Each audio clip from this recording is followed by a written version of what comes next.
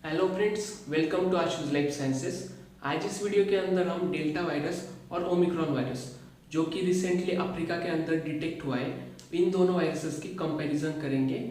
इन दोनों में किस तरीके से म्यूटेशंस हुए हैं, मतलब जो डेल्टा वायरस जो इंडिया के अंदर अप्रैल मई जून इन मंथ्स के अंदर जो वायरस आउटब्रेक हुआ था वो डेल्टा वायरस था। उसका ट्रांसमिसिबिलिटी रेट मतलब एक पर्सन से दूसरे पर्सन, मतलब एक पर्सन को अगर कोविड हुआ है तो दूसरे पर्सन तक मतलब 1 से 10 पर्सन तक उसकी ट्रांसमिसिबिलिटी रेट थी। एक पर्सन से 10 पर्सन तक डेल्टा वायरस ट्रांसमिसिबिलिटी रेट थी। और ओमिक्रॉन वायरस इसके अंदर अब क्या म्यूटेशन से किस हद तक ये डेंजरस हो सकता है, इस वीडियो में हम पूरा वायरसेस का मैकेनिज्म देखने वाले।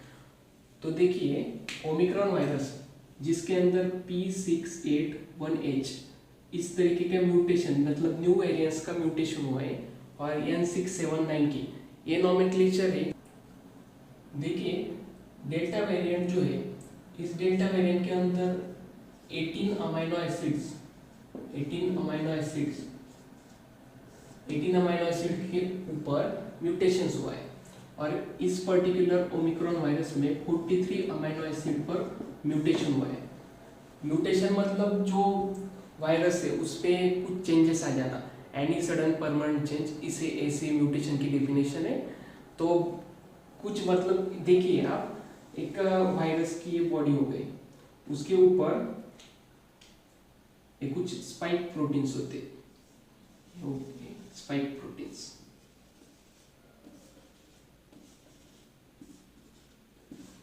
ये जो स्पाइक प्रोटीन्स है, देखिए आप राउंडेड देख लीजिए, अब ये प्रोटीन राउंडेड है।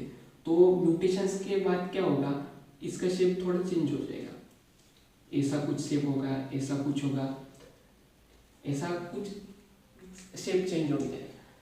अब जो भी वैक्सीन हम लेते हैं उससे एंटीबॉडीज बनती है, मतलब पर्टिकुलर वायरस के ऊपर एंटीबॉडीज हमारे बॉडी में बन जाती है। तो वो जो एंटीबॉडी बनती है वो क्या करती है, उसका मैकेनिज्म क्या है, तो जो एंटीबॉडी है वो लॉक एंड की मॉडल की तरह इस वायरसेस के स्पाइक प्रोटीन पर अटैच हो जाती है। इस पर अटैच हो जाने के बाद में जो भी वायरसेस की एफिशिएंसी है बॉडी के अंदर, तो हमारी बॉडी की जो इम्यूनिटी है वो वायरस को किल करने के लिए कैपेबल है।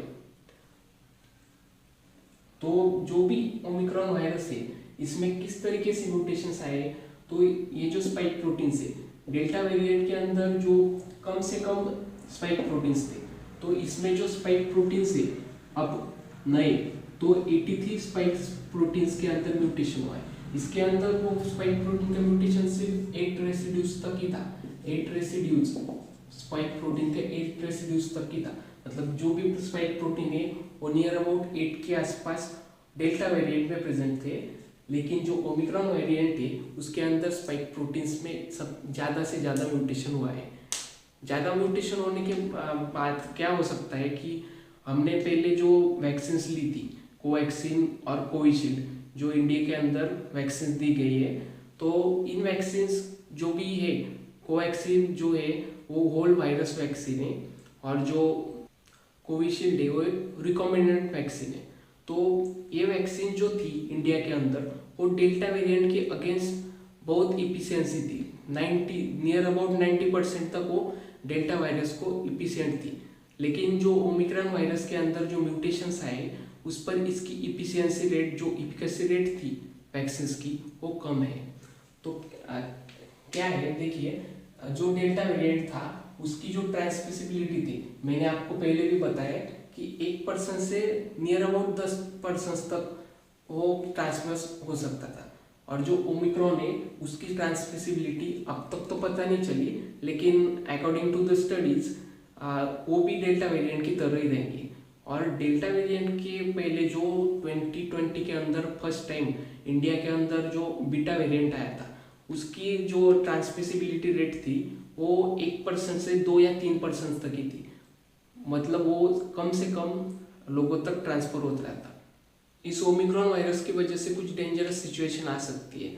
उनमें से एक तो इसके स्पाइक प्रोटीन्स ज़्यादा नंबर में बढ़ने की वजह से हो सकता है कि वैक्सीन उसके ऊपर काम ना करे, और वैक्सीन्स जो हमने लिया है तो उसकी जो इफिशियंसी रेट है वो कम हो सकती है इस पर्टिकुलर वायरस के ऊपर। और जो ट्रांसमिसिबिलिटी रेट है वो डेल्टा वेरिएंट का जो था वही रह सकता है या उससे ज़्यादा हो सकता है।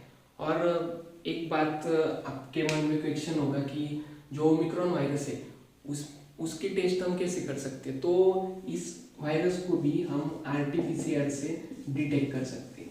RT-PCR से डिटेक्ट हो सकता है ओमिक्रॉन वायरस। और उसके बाद जो ट्रांसमिसिबिलिटी रेट है वो हायर हो सकता है, मतलब वो इतना पता नहीं है कि होगा या नहीं। री इन्फेक्शन के बारे में भी अब रिपोर्ट्स आना बाकी है। री इन्फेक्शन अब अगर ये वायरस कॉज होता है, इसका आउटब्रेक इंडिया में अगर होता है, होप हम नहीं चाहेंगे कि इंडिया में इसका आउटब्रेक हो, लेकिन अगर होगा तो इसका ट्रांसमिसिबिलिटी रेट तो ज़्यादा होगा ही। और अगर री इन्फेक्शन जो भी डेल्टा वेरिएंट था और उसके पहले जो बीटा वेरिएंट था, उस टाइम पर जो लोगों को कोविड हुआ था उन्हें री इन्फेक्शन तो हुआ ही था। तो इसके बारे में हमें तो अभी पता नहीं है, लेकिन देखते हैं क्या होता है। और ये वायरस की सीवियरिटी, मतलब किस हद तक ये डेंजरस हो सकता है, इसकी ट्रांसमिसिबिलिटी, इसके बारे में रिपोर्ट आने पर पता है। तो हम क्या प्रिवेंशन कर सकते हैं इसके ऊपर, तो मास्क पहनना और सैनिटाइजर कैरी करना, ये तो हमारा फर्ज है। जो भी गवर्नमेंट की गाइडलाइंस है उसे फॉलो करना होगा और सोशल डिस्टेंसिंग रखनी होगी, नहीं तो पहले जैसा ही कंडीशन इस साल भी हो सकती है। ये सब कुछ लोगों के हाथ में ही है। गवर्नमेंट के साथ कोऑपरेट करना चाहिए और जो भी गाइडलाइंस कोविड की थी उन्हें फॉलो करना चाहिए। आपको अगर ये वीडियो पसंद आया होगा तो इस वीडियो को लाइक कीजिए, शेयर कीजिए और चैनल को सब्सक्राइब कीजिए। Thank you.